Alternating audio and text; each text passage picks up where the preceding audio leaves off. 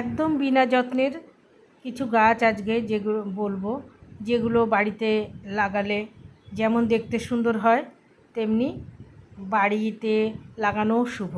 প্রথমেই যে প্ল্যান্টের কথা বলবো সেটা হচ্ছে স্বামী প্ল্যান্ট। এই গাছের কোনো যত্ন নেই বললেই চলে, লাগিয়ে গাছটাকে ছেটে রাখতে হয়।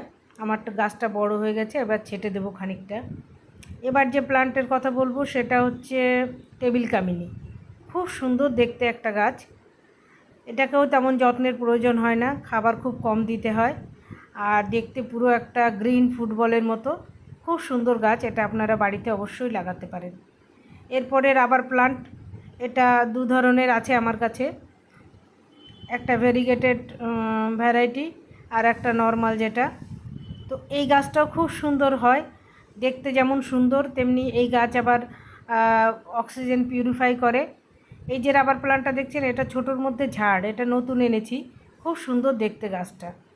তো এই গাছ লাগিয়ে ঘরে রাখতে পারেন, রোদের বেশি প্রয়োজন নেই। এই গাছ ব্যালকনিতে খুব সুন্দর হয়। এরপরে যে গাছটার কথা বলবো সেটা স্পাইডার প্লান্ট।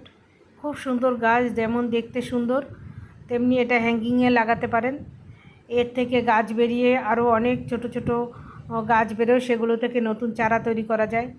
আমি নার্সারি থেকে একটা গাছ এনে এটাকে 3টে টবে ভাগ ভাগ করে লাগিয়ে দিয়েছি, 3টে গাছই খুব সুন্দর হয়েছে।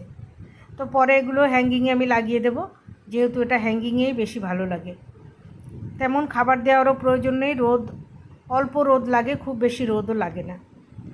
এটা ইঞ্চ প্লান্ট বলে এক রকমের, কিন্তু দেখতে খুব সুন্দর। আমি কিনে এনেছি নার্সারি থেকে, এখনও রিপোর্ট করিনি, করব। এটা খুব সুন্দর দেখতে গাছ, কোনো যত্নের প্রয়োজন নেই, হ্যাঙ্গিংয়ে লাগিয়ে দিন, ব্যালকনির খুব শোভাবর্ধন করে এই গাছ। আর ঘন সবুজ সুন্দর, খুব বেশি রোদের প্রয়োজন নেই এই গাছও। তো এইসব গাছগুলো আমরা ব্যালকনিতে রাখতে পারি, হ্যাঙ্গিংয়ে করতে পারি। তারপরে যেটা বলবো জেট প্লান্ট, এটা তো সবারই কম বেশি আছে। এই গাছ দিয়ে নানান রকম সেবে তৈরি করা যায়, বিভিন্ন সেবে এই গাছটা দিয়ে মিনিয়েচার করা যায়, আর এই গাছের ডাল থেকে সহজেই গাছ তৈরি করা যায়। তো এই গাছ অবশ্যই বাড়িতে রাখতে পারেন। এটা পুরো রোদের গাছ, রোদে রাখতে হয়, এটা বেশি জল হলে ছায়ায় পচে যায় এই গাছ। এরপরে যে গাছটা বলবো একদমই যত্ন লাগে না বললেই চলে, এটা পার্পেল হার্ট। তো এই গাছটা দেখতে খুব সুন্দর, পার্পেল কালারের হয়, আর এটাও হ্যাঙ্গিংয়ে লাগাতে পারেন। হ্যাঙ্গিং প্লান্ট হিসাবে এটাকে খুবই দেখতে সুন্দর, যেমন ছোট ছোট ফুল হয় পিঙ্ক কালারের, আর এরও ডাল কেটে বসিয়ে দিলেই গাছ ঝাড় হয়ে যায়। খুব সুন্দর দেখতে গাছটা, এটা হ্যাঙ্গিংয়ে করা যায়, আবার এমনিও করতে পারেন। খুব বেশি রোদ না, হালকা রোদেই এই গাছ হয় খুব সুন্দর, আর দেখতেও খুব সুন্দর। এই যে আমি ডালটা কেটে লাগিয়ে দিলাম, এইভাবেই গাছের সুন্দর টবের মধ্যে ঝাড় করা যায়। এরপরে যে গাছটা দেখব সেটা হচ্ছে টার্টেল ভেন। এই গাছটা সত্যিই সুন্দর দেখতে, আর এত সবুজ হয় গাছটা, হ্যাঙ্গিংয়ে রাখবেন প্রচুর, এটা অনেক নিচে পর্যন্ত ঝুলে যায়, দেখতে খুব সুন্দর লাগে।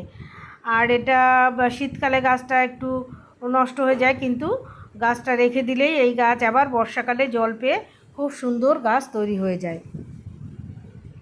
তো যেখানেই লাগাবেন এটা কেটে কেটে ছোট করে পুরো লাগিয়ে দিতে পারেন, এর থেকেই অনেক গাছ তৈরি হয়। ট্রায়াঙ্গেল হার্ট প্লান্ট, খুব সুন্দর প্লান্ট এটা। এই গাছে জল কম লাগে, রোদও কম লাগে।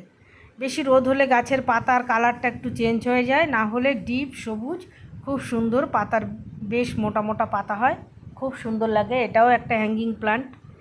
এগুলো খুব, যে গাছগুলোর কথাই বলছি সবগুলোই খুব কম যত্নের গাছ, এগুলো করা যায়, ব্যালকনির সৌন্দর্য বৃদ্ধি পায়। এরিকা পাম্প, এই গাছটাও খুব যত্নের প্রয়োজন নেই, আর এটা খুব রোদে রাখা যায় না, তাহলে পাতার কালার নষ্ট হয়ে যায়। আর একটা দুটো গাছ লাগালেই এর থেকে প্রচুর গোড়ায় ঝাড় হয় গাছটা। হালকা রোদ যেখানে হয় বা ব্যালকনিতে রাখতে পারেন, খুব সুন্দর দেখতে গাছ।